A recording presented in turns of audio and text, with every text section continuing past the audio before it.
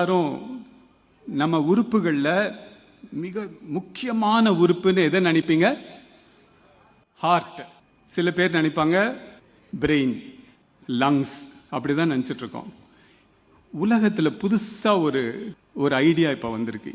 Heart, லங்கு, brain இது எல்லாத்தோட ஒரு மனிதனுக்கு முக்கியமானது அவனுடைய தசைகளும் எலும்பும் தான். என்னைக்கு நடக்கிறதுக்கு உங்களுக்கு பாதிப்பு வருதோ அன்னைக்கே உயிர் போயிடுச்சு. என்னைக்கு யூ ஆர் டிபெண்ட் ஆன் மற்றவங்களை நடக்க முடியாம ஸ்டேஜுக்கு போனா அது ப்ராப்ளம். சார்கோபீனியா கூகுள் பண்ணி பாருங்க. சார்கோபீனியானா மசில் வேஸ்ட் ஆகிறது. ஆஸ்டியோபோரோசிஸ்ங்கிறது எலும்பு சுத்தமா சாஃப்ட் பட்டர் மாதிரி ஆயிடும். அந்த கடினமான எலும்பு சாஃப்ட் ஆயிடும். ஏன் இது சொல்ல வரேன்னா, 30 வயசுலையும் 40 வயசுலையும் நம்ம உடம்பை எப்படி வச்சுக்கிறோமோ it reflects on 70 and 80 years. அதனால இந்த தசைகளை தளர்ச்சியாக விடாதீங்க.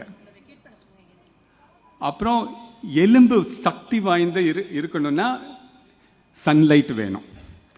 ஸோ 20-30 வயசுலேருந்தே எக்ஸசைஸ் பண்ணுறதும் வெளியில் போய் நின்று சன்பாத் எடுக்கிறதும் ரொம்ப முக்கியம்.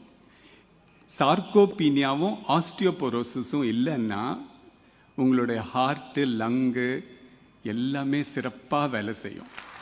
ஸோ அதனால் இன்றைக்கி ஒரு பெரிய மெசேஜ் உங்களுக்கு கொடுக்கணுன்னா, வாக்கிங் போகிறது, சன்பாத் எடுக்கிறது, ரிட்டையர் ஆனதுக்கப்புறம் வீட்டுக்குள்ளேயே உட்காந்துட்டு டிவி பார்த்துட்டு இருக்கிறது எல்லாம் விட்டுட்டு ஒரு நாளைக்கு இவ்வளோ தூரம் எக்ஸசைஸ், இவ்வளோ தூரம் சன்லைட் அப்படிங்கிறது கண்டிப்பாக நீங்கள் கொண்டு வரணும்.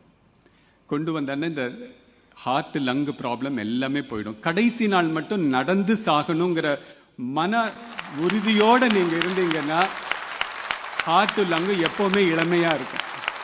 ஸோ இது ரொம்ப முக்கியமான செய்தி. அலட்சியப்படுத்த வேண்டாம்.